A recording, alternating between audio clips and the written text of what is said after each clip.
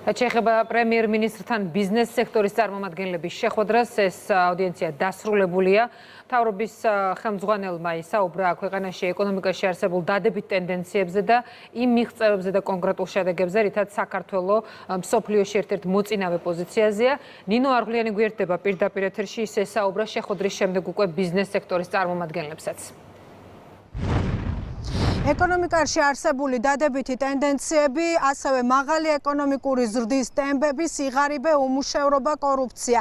ეს იმ საკითხების არასრული ჩამონათვალია, რაზეც ყურადღება საქართველოს პრემიერ-მინისტრმა ბიზნეს წრეების წარმომადგენლებთან შეხვედრაზე გაამახვილა. ირაკლი კობახიძისთან შეხვედრიდან გამოსული ბიზნესის წარმომადგენლები აცხადებენ, რომ ქვეყნის ეკონომიკური ზრდა გაგრძელდება, ამის თქმის საფუძველს კი მათ მთავრობის ეკონომიკური გეგმა აძლევს, რომლის შესახებაც დეტალები და ინფორმაცია სწორედ დღეს პრემიერისგან მოისმინეს. ბიზნესი ამბობს, რომ მთავრობას სწორი ხედვა აქვს და სავარაუდოდ ეს არის მიზეზი მათი განცხადებით იმისა, რომ საქართველო არა მხოლოდ რეგიონშია ლიდერი ბიზნესის თვალსაზრისით და ეკონომიკის თვალსაზრისით, არამედ ევროპულ ქვეყნებშიც კი. დღეს სექტორის წარმომადგენლებმა თქვეს ისიც, რომ პრემიერმა მათ გადასახადების გადახდისთვის მადლობა გადაუხადა, ეს კი პირველი შემთხვევაა მათ კარიერაში, როდესაც მთავრობის მეთაურისგან მადლობას იღებენ.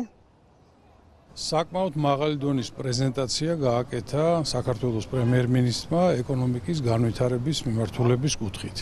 არის გამოწვევები და ეს გეგმა, რომელიც მან წარმოადგინა, აბსოლუტურად განსხვავდება წინა პერიოდის გეგმებისგან. მხედველობაში მაქვს ეკონომიკური განვითარება და ზოგადად ქვეყნის გამოწვევა. ზოგადად იყო აქ არის ენერგეტიკის მხარე, აქ არის ზოგადად დემოგრაფიის მხარე, ზოგადად ქვეყნის განვითარება და კურსი. საკმაოდ ბევრი ახალი ინიციატივაც გაჩნდა, რაც მახარებს და სასიამოვნოა და მიხარია ის, რომ დღევანდელ რეალობაში ჩვენ შეგვიძლია ეკონომიკის კიდევ უფრო მეტად ზრდაზე და წახალისებაზე ვისაუბროთ. ყველაზე მნიშვნელოვანი ინსტრუმენტი, რითაც იზომება ქვეყანაში ეკონომიკური მდგომარეობა, არის ეკონომიკური ზრდის პარამეტრი. ამით საქართველო ევროპულ ქვეყნებს შორისაც ლიდერია და მსოფლიოში ერთ-ერთ ლიდერ პოზიციას იკავებს. საინტერესო იყო, არ შეიძლება ქვეყანაში არსებობდეს ქვეყანა და პრობლემა არ ქონდეს ან ეკონომიკური ან სოციალური ესეთი ქვეყნები არ არსებობს. 64-ში არ არის ეგეთი. პირველ რიგში გადაგვიხადა სათოჯერის პირველად, რაც ჩემი თავი მახსოვს გადასახადების სწორ გადახდაში, ბიუჯეტის შევშებაში, კარგი იყო. ცოტა კითხვები იყო სხვათა შორის. ბიზნესს აძლევს მოტივაციას, მეტი არაფერი.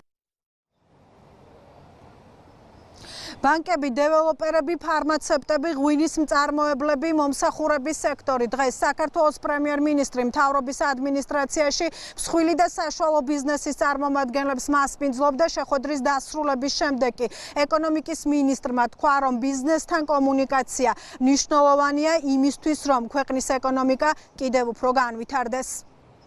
ნაყოფიერი შეხვედრა შედგა კერძო სექტორის წარმომადგენლებთან, რომლებიც წარმოადგენენ ჩვენი ქვეყნის მნიშვნელოვან ეკონომიკურ სექტორებს. პრემიერ-მინისტრმა თავის მხრივ მათ გააცნო ჩვენი ქვეყნის ეკონომიკის განვითარების შემდგომი გეგმები, ხედვები, ისევე როგორც მსხვილი ინფრასტრუქტურული გეგმიური პროექტები, რომელთაც უმნიშვნელოვანესი როლი აქვთ და ექნება ჩვენი ქვეყნის შემდგომი ეკონომიკური განვითარების გზაზე. ამავდროულად ჩვენ მივსჯელეთ საერთო სამუშაო პროცესებზე, რომ ჩვენ ვიქნებით და ვართ ღია კერძო სექტორ თანამშრომლობის კომუნიკაციის კუთხით და დარწმუნებულები ვართ, რომ საერთო ძალისხმევით ერთობლივად შევძლებთ, რომ ახალი პროექტებს ჩაუყაროთ საფუძველი, რომელიც ხელშეუწყობს ჩვენი ქვეყნის ეკონომიკის განვითარებას და ახალი სამუშაო ადგილების შექმნას.